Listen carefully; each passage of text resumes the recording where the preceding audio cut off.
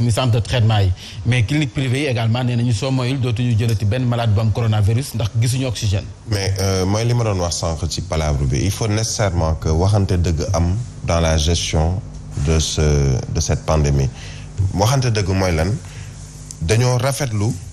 bi état jëlee engagement wu lu jëm ci wàllug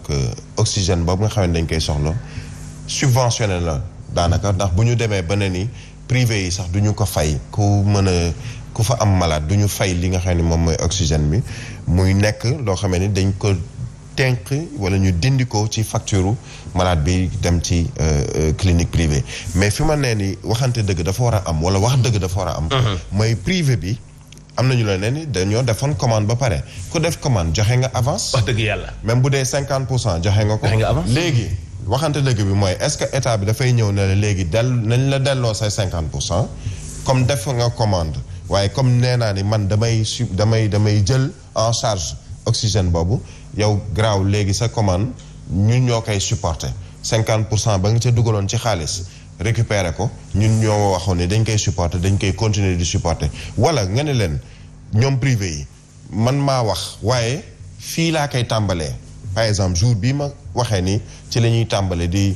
joxe oxygène bi de manière privée de manière plutôt nu ñu koy weeti doo ci fay état bi moom moo koy fay ba sàngam lay tàmbali kon lu weesu loolu mooy ki nga xamee ni jaaykat bi jëm jëndi sobleem jëndee ko 100 francs ñu ne soble wàññeeku na fekk na mu amoon stock ba noppi xanaa di nga ko may mu écouler stockam ba pare quand même balaa moo perte wala nga dugalal ko loo xamee ni la mu jotoon a jënd du ci perte également donc il faut nécessairement organisation Mansour mu ngi koy wax dans l'organisation il faut li jiitu mooy waxante dëgg wax dëgg fii la ñu nekk lii lañ bëgg fii la ñu mën a àgg fii la ñu mën a yem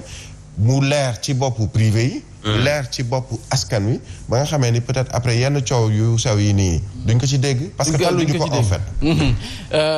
peut-être bokkul ci chapeau yi mais dinañ ci laal tuuti 50% yu personnel de santé bu hôpital bu Sédhiou dañoo infecté jamono ji nga xam ne ñoom ci boppam ñu ñoo jiite guerre bi dana doy waar Birahim mais xam nga infecté ba démb une bonne partie du ministère de la santé je parle sous le contrôle de Ngone Ngom mi nekk ci wàllu communication ñu ngi woon ca Joal di denc docteur Kabou mi médecin chef district bu Saint-Louis Covid moo ko faat xam nga ñi ngi wax ñi infecté mais ñi Covid faat waa SUTSAS ak ñii di syndicat de la santé wax nañ ko fan yee ñu passé dañoo bëri toll nañu ci ay centaines tout simplement parce que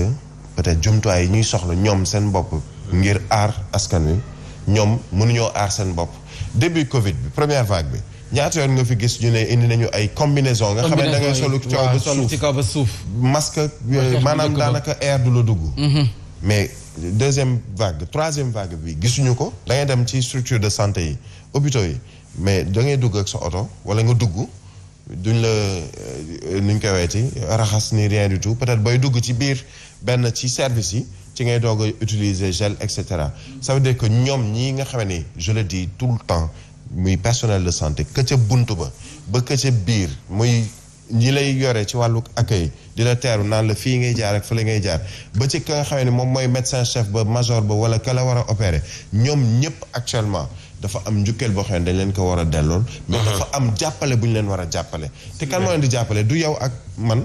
sur le plan financier sur le plan moyen mais c'est l'État qui doit les prendre en charge moo leen war a jàppale waaye ka nga xamee da nga ko war a fay ndàmpaay joxoo ko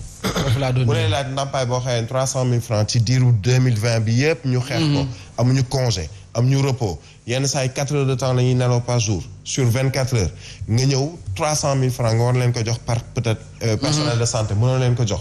ñooñu bu ñu faatoo yaa leen rey bu ngoog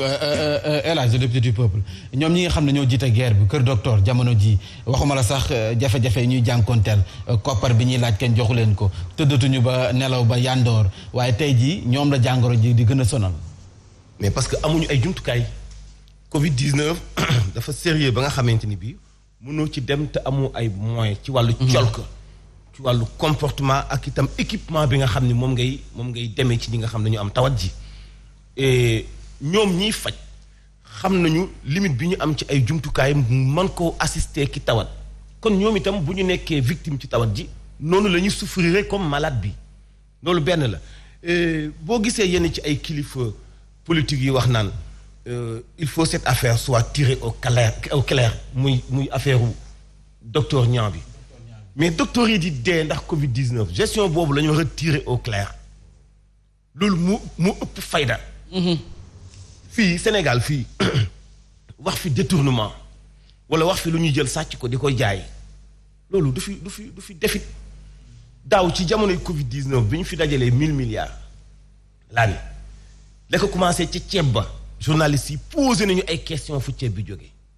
journalistes yi posé nañu ay questions ci ay commandes ñuy dem ba sommet ki ñu ko commandé woon te indiwu ko est-ce que mujj naa ñëw